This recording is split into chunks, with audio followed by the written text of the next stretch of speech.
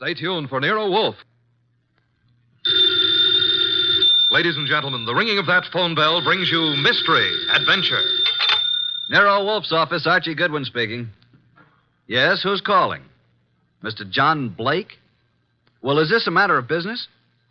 That's fine, Mr. Blake. I'll just call him. Archie, I'm not here. Tell him I'm up in the plant room with the orchids. I was going to call him to the phone, but he's up in the plant room with his orchids. What sort of a case is this, sir?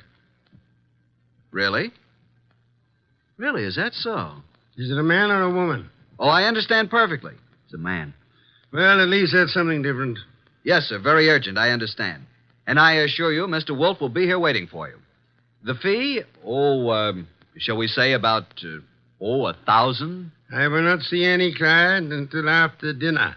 Fritz is having mountain quail on toast. Yes, Mr. Blake. Come at once. What were you saying, boss? Confound you, Archie. Nothing but business. All the time. What's the problem? I don't know. And at $1,000, considering our bank balance, I'll help him poison his great-grandmother.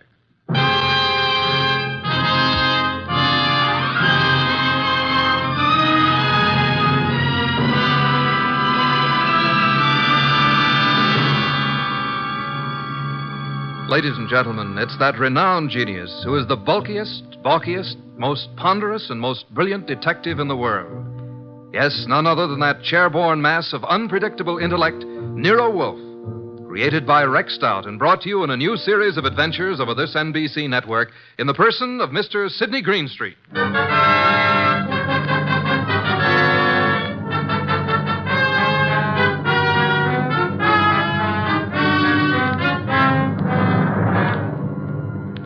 What we chose to refer to as the case of the Hasty Will began, of course, with an urgent phone call from the mysterious John Blake. At the moment, Nero Wolfe was seated in his chair, which was specially built for his 300 pounds, and I was giving him a lecture on the importance of money. Archie, that will do. I'm not interested. You will be when you learn you can make no more purchases of beer and Skittles. You've passed up 2 cinch cases now. Each would have meant a healthy fee. Let us hope this Mr. Blake has a nice, fat problem that will take us days to solve. Archie. Yes, sir? Answer the door. Good evening. I'm John Blake. Oh, yes. Come in, Mr. Blake. You have no idea how welcome you are. Archie, show Mr. Blake in and close the door. That draft is unbearable. This way, sir. Mr. Wolfe doesn't care for anything resembling air. Oh, I'm Archie Goodwin. Good evening, Mr. Blake. Mr. Wolfe, I have a little business for you. Now, before you say anything, I know you're not a lawyer. I'm not a member of the bar, let us say, Mr. Blake. Of course. What kind of business, Mr. Blake?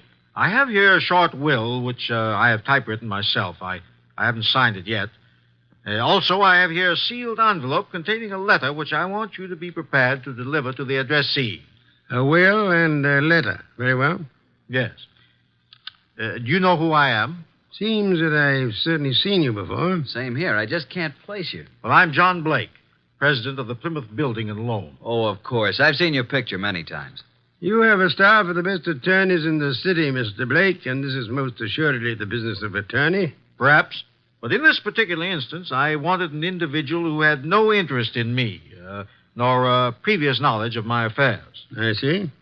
Also, I wanted a person who was, shall we say, not too well fixed. Well, you certainly couldn't Archie. Imagine Mr. Wolfe being in need of money. Just why can't your attorneys handle this? You'll know in a moment. But when I leave here, I want you to forget the whole thing, for the time being. Indeed. You have said it. Here's the will. You may read it. Archie. January 25, 1951.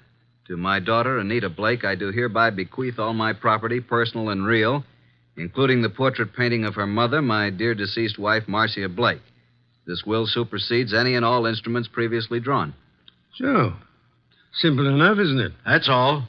Now, the pen, please, and I'll sign it. Now then, you sign as witness, Mr. Goodwin. You retain the will, Mr. Wolfe, and the envelope here, which is addressed to Hilary Blake, my brother, who is now living in this city. Your brother? He's just recently returned from 25 years in Australia. Though Hilary has written me several times, I have not favored him. We've been estranged these many years over, a certain unpleasant situation which this enclosed letter will clear up. Are you in fear of your life, Mr. Blake? Murder? No, Mr. Wolf.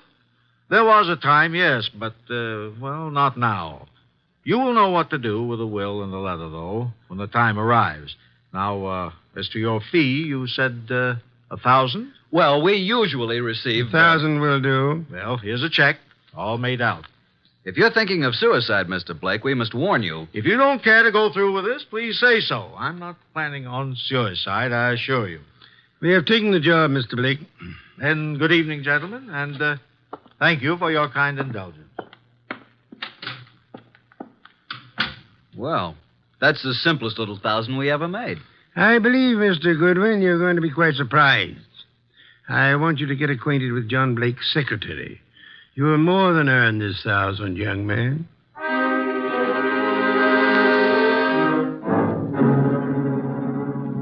Archie. Archie, is that you? Yes, boss. What time is it? It is 6 p.m. The clock is right in front of your eyes. I'm thinking, Archie, it's very interesting. Very. An entire day has passed since the visit from John Blake. Did you learn anything from Blake's secretary? I did. He left his office late yesterday, she said. His daughter Anita is quite upset because he didn't come home. Check his club? Yup. I didn't talk to the daughter, but I learned that she's engaged to a young fellow named Wilbur Martin. She told the secretary that her father had been acting strangely of late, a bit morose. And what does the daughter feel has happened? Anita's afraid he's been kidnapped. You haven't met nor talked to any other than the secretary? Not yet. And so far, no one's called the police. Good. We must, for the time being, prevent that. What did you learn of Blake's brother from Australia? He's been here only a year. They've met only once or twice since his return. The secretary thinks the breakup was because of their love for the same woman. Hillary became very wealthy in Australia. Very well, Archie. It is time for you to visit Miss Anita Blake at her home. I'd love to, boss. She's a mighty purty gal. Phooey. Archie, you can do me a great service. Anything. Be sure to close it tightly as you leave. Close what? The coal chute, of course.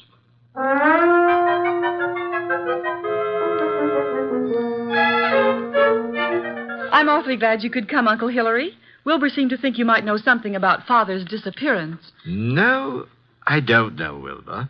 I'm just as nonplussed as you are. When did you see your brother last? Oh, it's been 4 or 5 months. Why? Oh, I just wanted to know. What do you two think has become of him? Surely you know his recent actions better than I. Well, at first I thought he'd been kidnapped. Now I'm afraid it's suicide. Oh, I say, really now. Have you been putting such ideas into our head, young man? On the other hand, could have been murder. Indeed. Well, I suggest that the police be called. Hospitals, the morgue, every place. Have you thought of doing that, young man? I was going to. Oh, really? Then what are you stalling about? I'll just step into the library and do it myself. Oh, it can't be, Wilbur. It just can't be. Miss Blake, there's a Mr. Goodwin to see your father. Oh, I'll see him. Thank you, Miss Blake. I'm Archie Goodwin.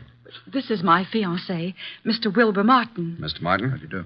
What is it you want, Mr. Goodwin? Is your father here, Miss Blake? Why, no. No, he isn't. What is your business, Mr. Goodwin? Why do you want to see Mr. Blake?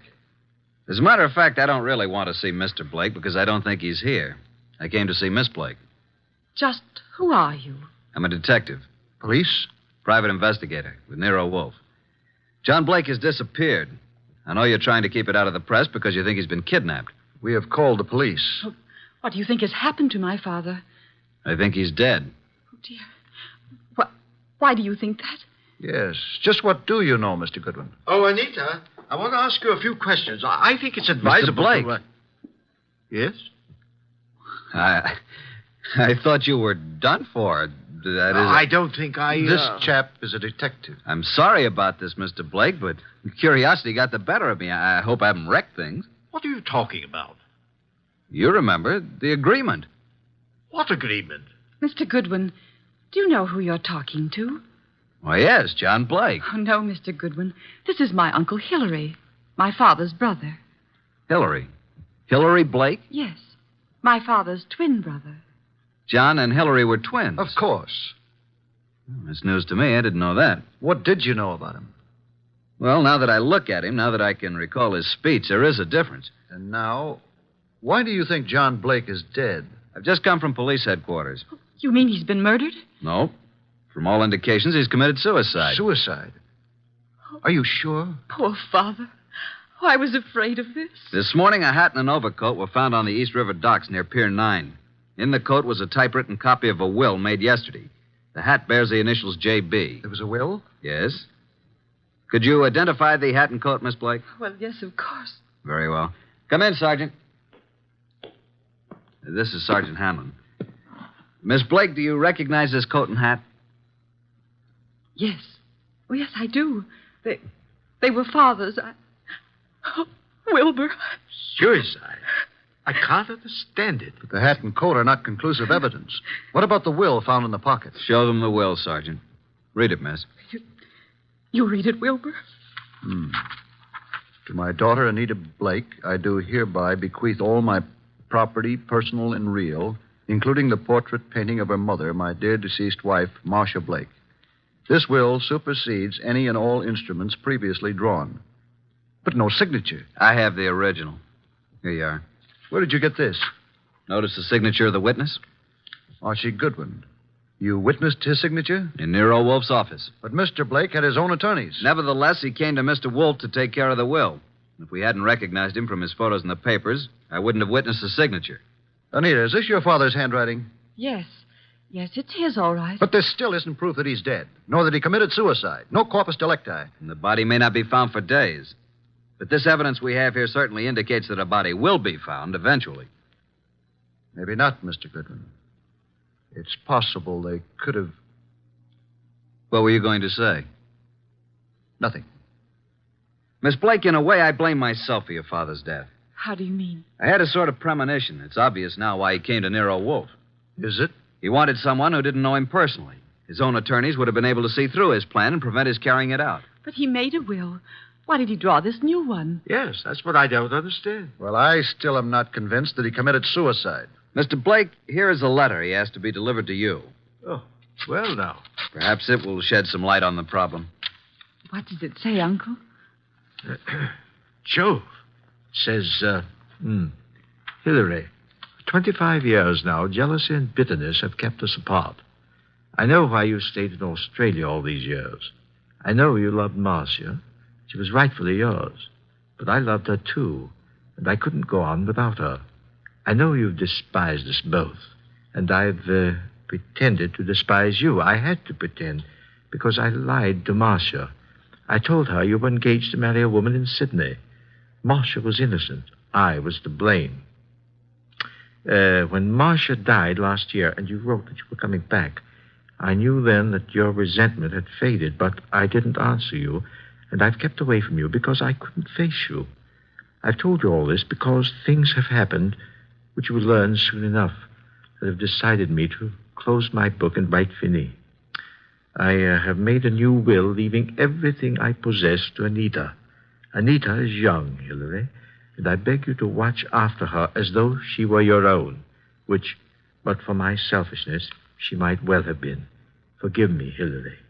Well, this certainly indicates suicide. But what does he mean by things have happened? That, Miss Blake, is the motive, for which we'll just have to wait. Yes, for that and the body.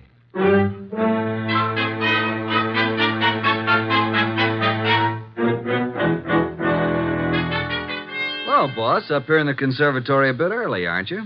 How are the orchids? Oh, it's a nice sunny morning. Even though it is around 0 outside, the sun is fine for them. And behold, Archie. Huh? What is it? The Dendrobium sclerostel. Yes, indeed. What about it?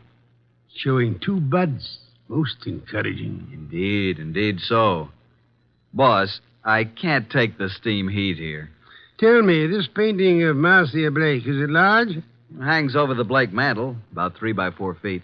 I find it most intriguing that John Blake should mention the painting in so short a will. And Hillary, does he seem to offer any suggestion on this problem? He has very little to say. Wilbur has definite ideas, and he's in there pitching all the time. He has a rather unpleasant way about him, though. You have talked with Inspector Kramer? I have. And asked Miss Anita and Hillary to meet you at the morgue to look at the body? Right. And I left Wilbur out of this gathering. This body is practically unidentifiable, huh? In Kramer's opinion, it is. After you're finished down there, I'd like to have a chat with this Wilbur Martin. Okay, but you'll get nothing out of him. I've tried. Archie, you're becoming so conceited. Soon I fear I'll have to fire you. If it were summer, I would forthwith resign. Run along and close our coal chute behind you.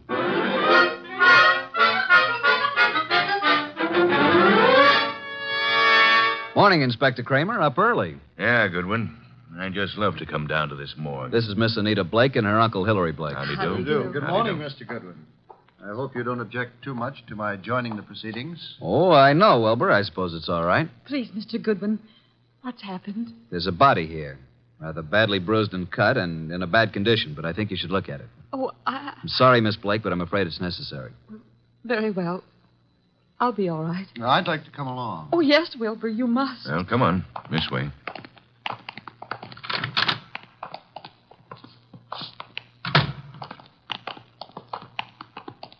Well, here we are. Wilbur. Oh, What do you say, Miss Blake? oh, Now get hold of yourself, Anita. Please, you must. yes. Yes, that's Father. And you, Mr. Blake? It's certainly hard to say. It looks as though it might be John. Was there no means of identification on the body? No jewelry or... Father never wore any jewelry. There was nothing but this suit here. Nothing in the pockets. That's Father's suit, all right. I know. Oh, why? Why did he do it? Come along now. That's all for today.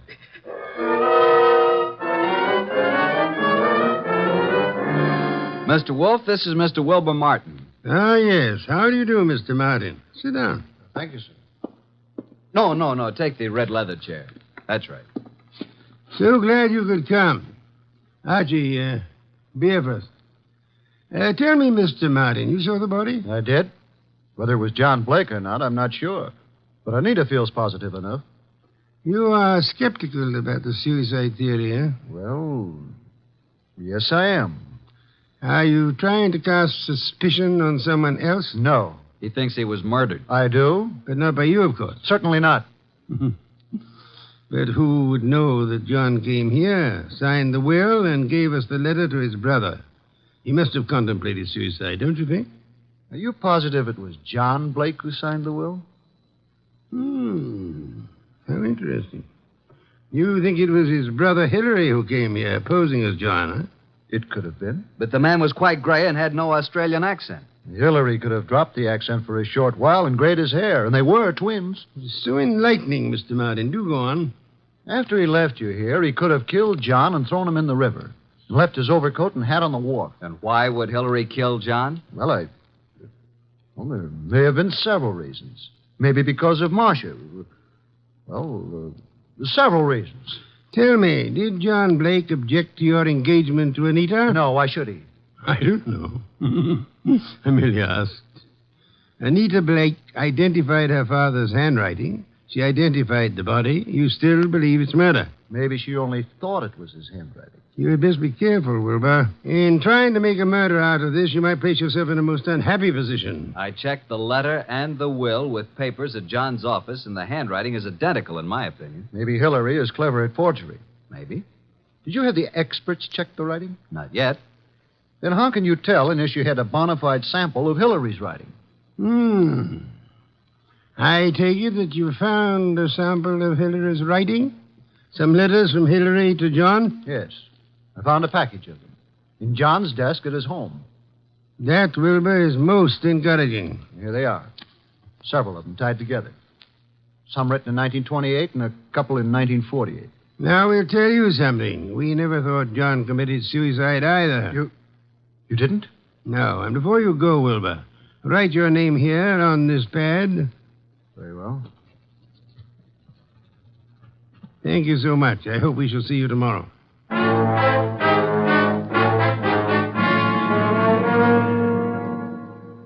Well, I'm surprised, Inspector Kramer, to see you out in such inclement weather. I like the cold spells. Sit in the red leather chair. Yeah, thanks. Good. Have your experts finished checking the will and the letter? Yep. but not all through with a package of Hillary's old letters that Wilbur found. What's the verdict? If this is forgery, it's the cleverest bit of forgery we've ever come across. My men say the will and the letter you received appear identical with the specimens from John's office. Indeed, the will and the letter then do seem to have been written by John Blake. Yes. But on the other hand, and this is unusual, by comparing this letter from John with a letter Hillary wrote from Australia in 1948, we found characteristics in both men's letters which were definitely similar. Then, Inspector, you feel that Hillary might have written the letter and signed the will. That is, it was Hillary who came to my office? It's a tough thing to prove, but I think that's being on the right track. Inspector, what about the rest of the package of letters I got from Wilbur Martin? They're still working on those down at headquarters. What about young Wilbur? Well, so far, can't see much in him to worry about, but it's a bit early. Archie, phone out to the Blake mansion and tell Wilbur Martin that we've uncovered the whole thing. And if Wilbur's in on it, he'll be gone before you get there. We can pick him up later. Okay. I'll let you know about the rest of Hillary's letters. Good. We won't phone out there until you're finished. And I'll call you as soon as possible. Archie, I want you to look into the affairs of the Plymouth Building and Loan Company. See what you can learn about the actual stability of the company. Okay. Boss, please put on your muffler and overcoat and open a window. A candle couldn't burn in this place. Yeah. I'm on my way.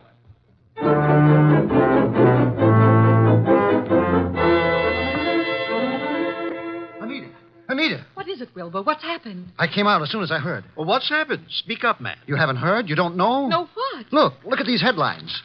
Plymouth Building and Loan crashes. Wilbur, what does this mean? It means your father embezzled the funds of the company and he has gone to the wall. What? Yes, close the Oh, doors. no, Wilbur, no, I can't believe such a thing. I'm sorry, Anita, but there it is in black and white. Then this is the motive for John's suicide. Why? Why? Because he knew he was caught. What else? He could have put the money back, couldn't he? Yes, but maybe he lost it by trying to make more to cover up the shortage. I don't think he lost it. You don't? No. Oh, nonsense. He must have. Else why would he kill himself? Maybe he didn't kill himself. Oh, this is awful. Oh, please, Anita, you mustn't worry. I know this is very embarrassing for you, but it isn't your fault. Now, let me take you away for a while. We can run down to Mexico until this blows over. You won't take her to Mexico. You won't take her any place. Just what do you mean? What's wrong with you, Wilbur? You're acting stupid. Your father may have fleeced the company, but I don't believe he lost the money. Wilbur. He hid the money, and your Uncle Hillary found the hiding place. And he set up the suicide to cover your father's murder. Hillary killed him. Oh, you're crazy. You're out of your mind. Why, this doesn't make sense. I have all the money I need. Yes, you have now. Pack your things, Anita. I'll phone the airport for reservations. You can't leave at a time like this. You won't leave this room. Do you know what can be done to you for threatening people with firearms? I'll call the police. You don't need to call the police. I've just talked to that detective, Mr. Goodwin. He's on his way here. The police have uncovered everything. I know you killed John, and you have the money. Wilbur, you're out of your mind. I know what I'm talking about. Get out of here. Get out. I won't leave. No one will leave till Goodwin comes.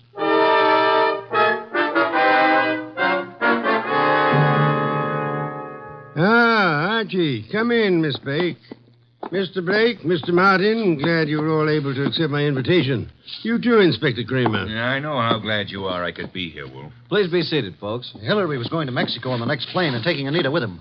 Mexico? John Blake stole the money from the company, but Hillary found out about it and killed him. Mr. Wolf, this is utter nonsense. Mr. Blake, Inspector Kramer's handwriting experts have examined the will and the letter left with me.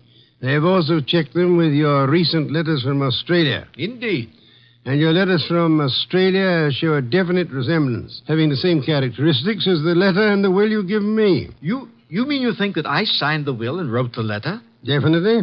Ridiculous. But there's something else. The will mentions a painting of Marcia Blake, Anita's mother. Archie, where is that painting? Did you bring it? It's here. Bring it in here, Sergeant. Just a moment. I hope you don't mind, Miss Blake. What are you doing to it? Tearing off the paper backing of the picture? Yes, and there you are. There's the reason for the whole thing. Bonds. Pasted in the back. Thousands of dollars in negotiable bonds. Then Hillary did know about the money. He killed John for all this. He had Anita order the picture to be credited for shipping. I did no such thing. Nevertheless, you didn't kill John Blake. Certainly he did. Look at these two letters from Hillary Blake to John here in America. What are the dates? September and November 1948. Those were supposedly Hillary's most recent letters to John. And look at these letters, June and July 1928. Notice any difference? All are signed by Hillary, but the ones dated 1928 are not at all like the ones written in 1948. Not the least similarity. The ones dated 1928 were written by Hillary. But those dated 1948 were written by John. John? How do you mean? Carry on, Inspector. You're under arrest, Mr. Blake. Not for murder, because there's been no murder. You're under arrest on a charge of embezzlement. Embezzlement? Oh, but how can And you, Miss Blake, are under arrest as an accomplice. What? I don't understand. Mr. Wolf. Wilbur, you yourself unearthed the old 1928 letters, really written by Hillary from Australia. The recent letters are not in the same handwriting. They were poorly forged by John in 1948. Furthermore, we checked with Australia and learned that Hillary Blake died in Sydney 10 years ago. And this man here is really John Blake, posing as Hillary to escape the penalty for looting the company. Anita. It just doesn't seem possible. Anita knew all about it, and they might have gotten away with it if they hadn't come to us, Archie. What a fantastic plan. I'm giving you back your $1,000, Mr. Blake, but I'm afraid it won't do either of you much good now. Thank you so much, Inspector Kramer, for dropping in.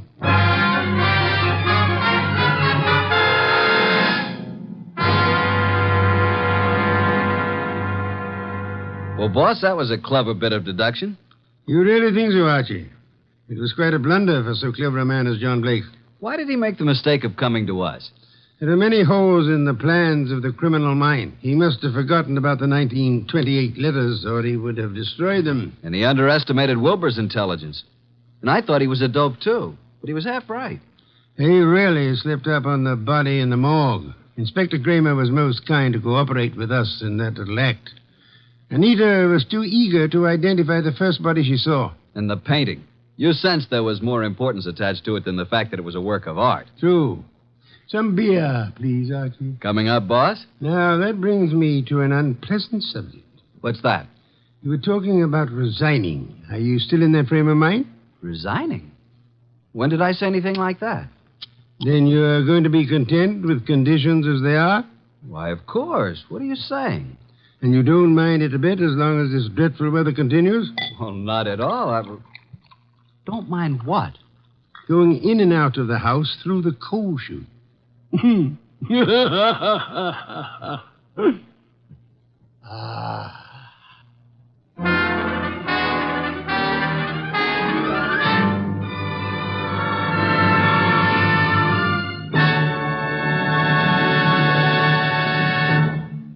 have been listening to The New Adventures of Nero Wolfe, starring Sidney Greenstreet.